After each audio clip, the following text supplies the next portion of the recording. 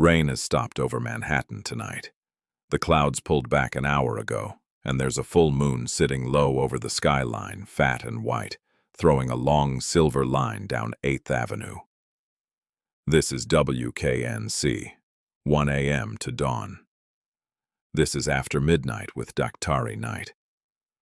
The switchboard light is blinking. Line 3, long distance.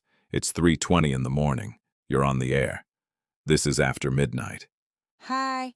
Oh gosh, hi, Daktari. I can't believe I'm actually... Okay. Hi. My name's Junie May. Hello, Junie May. Where am I talking to you from? A little town outside Savannah, Georgia. You wouldn't know it. I've listened to you almost every night for 2 years now. I don't sleep much, never have. So it's you and me and the crickets most nights. I'm glad the signal reaches you down there. What keeps you up, Junie May? Honestly, tonight is the thing I called about. Most nights it's just insomnia, I guess. Always has been. But I've got a porch, and I've got my sewing, and I've got the trains. Tell me about the trains. My house sits right along the Amtrak line. Big white house. Used to be my parents'. They passed a few years back and left it to me. It runs the whole route. You can watch it go all the way down to Orlando, and I guess the same track eventually finds its way up to you, up to New York, if it keeps going long enough. I sit out there most nights with my machine, sewing, and I watch the lights go by. Don't need much money. Never wanted the city life. I just sew. That sounds like a good, quiet life. It was. It is. I've got a little local business. Women bring me things. Hems, alterations, baby clothes mostly, onesies, little dresses, that sort of thing. Word gets around a small town fast when you're good with a needle. And one of those women is why you're calling tonight. Yeah, Take your time. there's a lady, I won't say her name, not on the radio, not near Savannah. Everybody know who I meant. She's been coming to me for probably 3 years now. Real sweet, regular as clockwork. And about 2 years ago, she lost her baby girl, Candace, 8 months old. I'm sorry. Everybody was. Whole town went to the funeral. And after that, she just never talked about it again. Not once. Comes in every few weeks, chats about the weather, her garden, her sister's wedding, whatever's going on. Never brings up Candace. And I never asked. You don't, you know. You let a mother carry that however she needs to carry it. That's a kindness, not asking. That's what I told myself. But here's the thing, Daktari. She kept bringing me baby clothes, new ones, store-bought, tags still on sometimes, and she'd ask me to stitch Candace's name on them.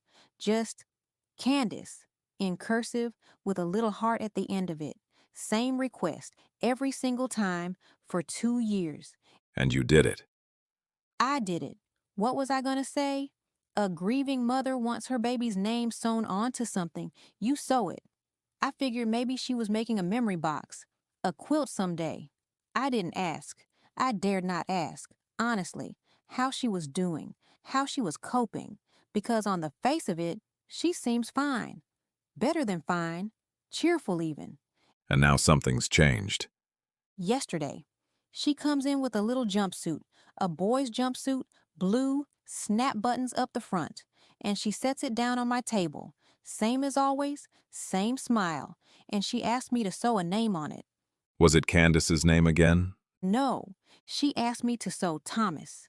Thomas. With the heart at the end, same as always, same handwriting instructions, same little heart, like it was just the next order in a long list. Does she have a son named Thomas? No, I've known her 3 years. She had one child, Candace. That's it. And Daktari, she's not pregnant. I'd know. I see her up close. I take her measurements sometimes for her own clothes. There's no baby coming. Did you ask her about the jumpsuit? About Thomas? No, I just took the order like I always do. Told her Thursday. She said, "Thank you, hun," and left, same as she does every time. Drove off in that same little green car. And I stood there on my porch, holding a blue jumpsuit with a boy's name on the order slip. and I watched the 9:15 go by, and I got scared, Daktari. First time in 2 years, I've been scared of her. Scared of her or scared for her? I don't know. Both, maybe. I can't ask anybody in town. It's small down here. 3 towns over from Savannah. Everybody's cousin to everybody. If I start asking questions about a grieving mother, it gets back to her by lunchtime. And then, what have I done? I don't want to be the woman who brought it up, but I don't want to keep sewing names on clothes for children that don't exist either. You said you dared not ask her how she's coping. Do you think tonight, listening back to yourself, that not asking was kindness? Or was it easier? Maybe both of those too. That happens more than people admit. We call it respect for someone's privacy. Sometimes it's that. Sometimes it's just us, not wanting to be the one holding the flashlight when something in the dark turns around and looks back. That's exactly it. That's exactly what it feels like. Junie May. I want to ask you something, and I want you to answer honestly. When she asked for Thomas, did she say it like a memory? Or did she say it like she was expecting him? Like she was expecting him? The line's still open. Junie May. It always is. 555 KNIGHT. Any hour, any night you can't sleep. I hope somebody's listening tonight who'd actually know what this is. A doctor, a psychologist, somebody. Because I don't have the words for it. I just have a blue jumpsuit sitting on my sewing table. And it's due back Thursday. If someone out there recognizes this, what she might be carrying, the number's open all night. Thank you for listening, Daktari. I mean that. Most nights, it's just me and the crickets and you. Tonight, I needed the you part more than usual. There's a full moon over New York tonight. You can see it plain from this studio window sitting low and white over the skyline. The kind of moon that makes old dogs bark at nothing and makes people down south, I'm told, say things happen a little differently when it's out. Maybe that's just something people say. Maybe it isn't. A mother's grief doesn't always look like grief. Sometimes it looks like cheerful small talk and a green car pulling out of a gravel driveway. And sometimes the clearest sign something is wrong is the thing that isn't being said at all.